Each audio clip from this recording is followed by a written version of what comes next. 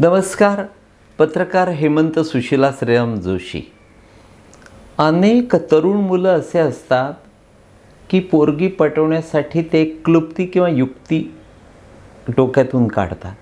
म्हणजे ज्या पोरीला पटवायचं आहे तिच्याशी आधी ओळख करतात आणि नंतर तिला सांगतात की चल तुला मी कार शिकवतो.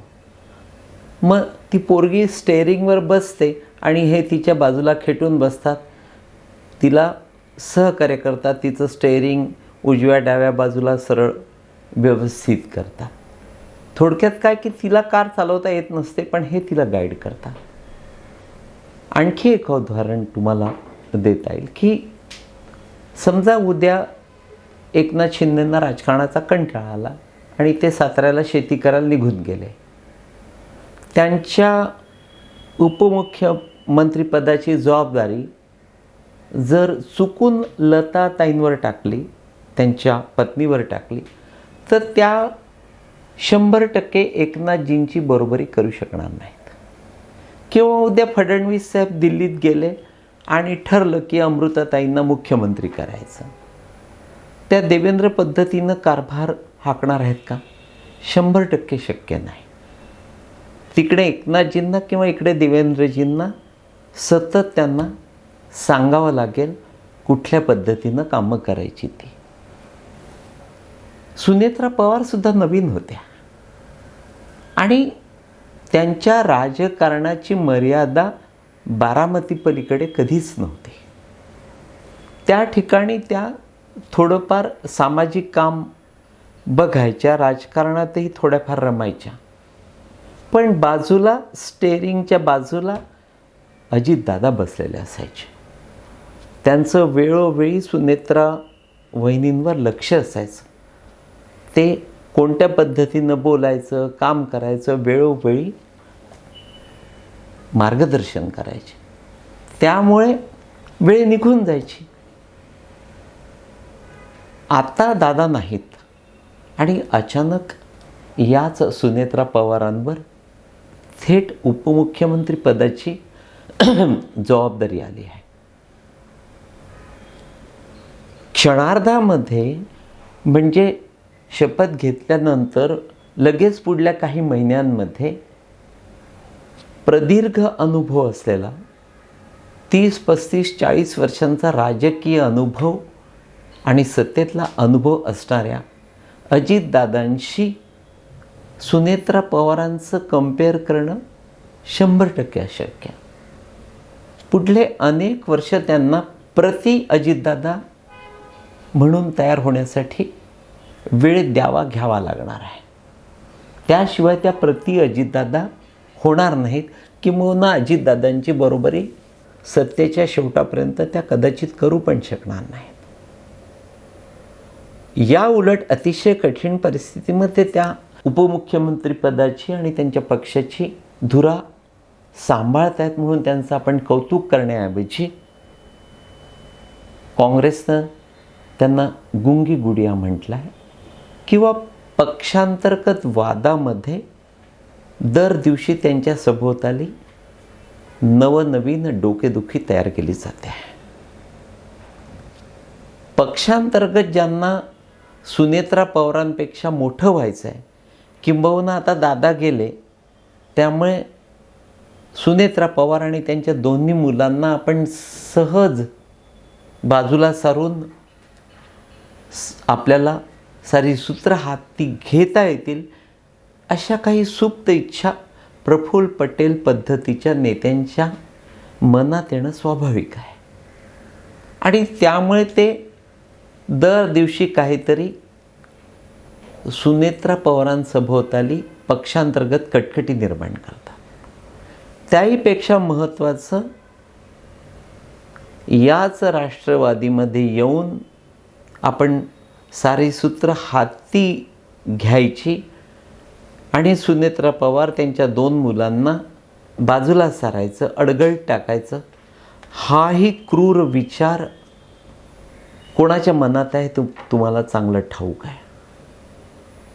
त्यामुळे दर दिवशी सुनेत्रा पवार किंवा त्यांच्या मुलांना कसं बदनाम केला जाईल, खाली खेचता येईल, याचा प्रयत्न केला जातो. एक नक्की आहे, 100% मला माहिती आहे की देवेंद्र फडणवीस एखाद्या सख्या भावासारखे त्यांच्या पाठीशी ठामपणे उभे आहेत आणि तीच भूमिका केंद्राची विशेषतः मोदी आणि शहा यांची आहे. आपलाच एक पाठीराखा, आपल्याच महायुतीमधला एक मोठा नेता आपल्याला सोडून गेल्यानंतर त्याच्या पत्नीला, त्याच्या मुलांना वाऱ्यावर न सोडण्याची भूमिका मोदी, शहा आणि फडणवीसांनी घेतलेली असल्यामुळे तसा त्यांना धोका नाही आणि काही काळ नक्की जाणार आहे.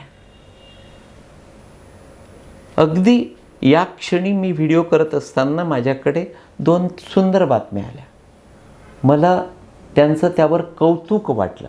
जे तुम्हाला माहिती आहे की रुपाली चाकणकर ह्या अजितदादा हयात असताना त्यांच्या राष्ट्रवादीच्या महिला प्रदेशाध्यक्ष होत्या. पुढे त्या लैंगिक प्रकरणी अडचणीत आल्या, बदनाम झाल्या, त्यांची काही प्रकरणं उघड झाली आणि मग त्यांची स्वाभाविकच हकालपट्टी करण्यात आली. तेच या राष्ट्रवादी युथ काँग्रेसचे जे प्रदेशाध्यक्ष होते सूरज चव्हाण, त्यांच्या बाबतीमध्ये घडलं. त्यांनी देखील काही जातीयवादी कटकटी पक्षांतर्गत निर्माण केल्या आणि त्यांना देखील काढून टाकण्यात आलं. दादा गेले, या दोन्ही महत्त्वाच्या जागा रिक्त होत्या. सुनेत्रा पवार, ज्यांना तुम्ही गुंगी गुडिया म्हणता, त्यांनी एकाच दमात आजच्या तारखेला 2 महत्त्वाचे निर्णय घेतले आहेत. त्यांनी त्या सूरज चव्हाण यांच्या ऐवजी आता अमरावतीचे प्रशांत ठाकरे यांची प्रदेश युथ काँग्रेसच्या अध्यक्षपदी निवड केली आहे. प्रशांत ठाकरे यांना या अडचणीच्या दिवसामध्ये पुढे जाण्यासाठी अतिशय चांगली संधी चालून आलेली आहे. त्यांनी महाराष्ट्र पिंजून काढला तर ते खूप मोठे होतील, अन्यथा आले आणि गेले अशीच त्यांच्या बाबतीमध्ये भूमिका लोक घेतील किंवा हसण्यावर नेतील. त्या रुपाली चाकणकरांच्या नंतर नाव खराब होणार नाही किंवा आदरानं ज्या स्त्रीकडे बघितला जाईल अशा दौंडच्या त्या वैशाली नागवडे यांची नियुक्ती आज करण्यात आलेली आहे. वैशाली यांचा विशेषतः डेअरी प्रकल्प, दूध प्रकल्प, दूध व्यवसाय, दुग्धजन्य पदार्थ या साऱ्यांवर अभ्यास आहे, पकड आहे. त्या पद्धतीनं त्यांनी विविध पदं त्या क्षेत्रामध्ये भूषवली आहेत. त्याशिवाय त्या उत्तम समाजसेवक आहे आणि राष्ट्रवादीच्या सुरुवातीपासून अजितदादांच्या विश्वासू आहेत, राष्ट्रवादीच्या चांगल्या कार्यकर्त्या आहेत. त्यांची महिला प्रदेशाध्यक्ष म्हणून निवड केल्यानंतर त्यांनी देखील प्रशांत ठाकरे पद्धतीनं महाराष्ट्र पिंजून काढण्याची गरज आहे. कारण सुनेत्रा पवारांवर साऱ्या जबाबदाऱ्या जर पडल्या तर पक्षाला मर्यादा येईल, ताकद कमी होईल. आता या दोघांवर सुनेत्रा पवारांनी त्यांच्या पक्षानं विश्वास टाकला आहे, त्यांनी जोमानं कामाला लागलं पाहिजे. सुनेत्रा पवार गुंगी गुडिया नाहीत, त्या थांबलेल्या नाहीत, कमी बोलतात पण काम बरं करतात. थोडा वेळ लागेल. आपल्याला कार शिकल्यानंतर लगेच गर्दीच्या ठिकाणी कार चालवता येत नाही.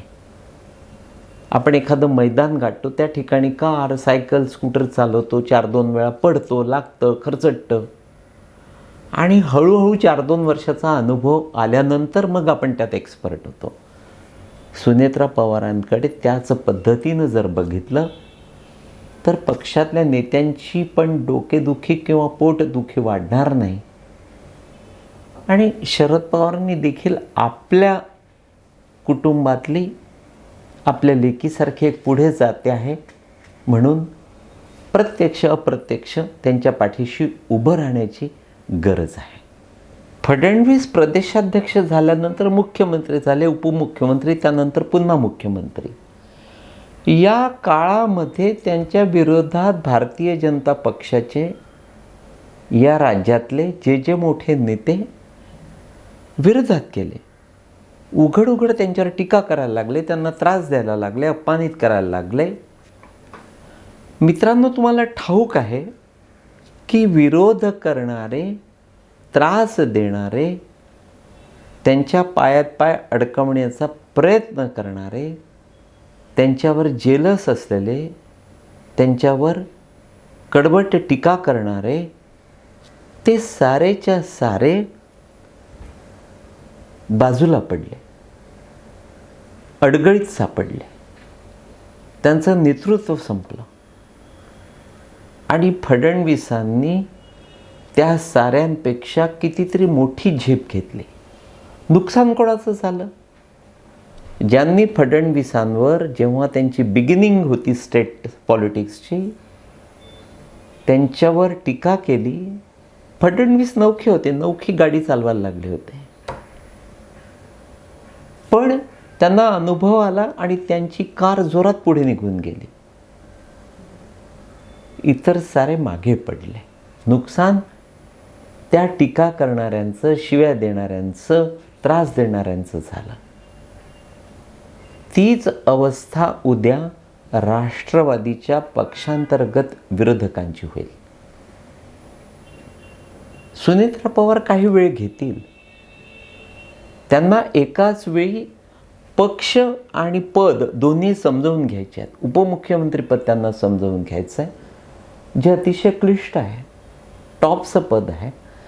त्यामुळे नक्कीच काही वेळ, काही काळ द्यावा लागणार आहे. पण एक दिवस त्या पुढे निघून जातील. नक्की अनुभव त्यांना मोठे पण देऊन जाईल.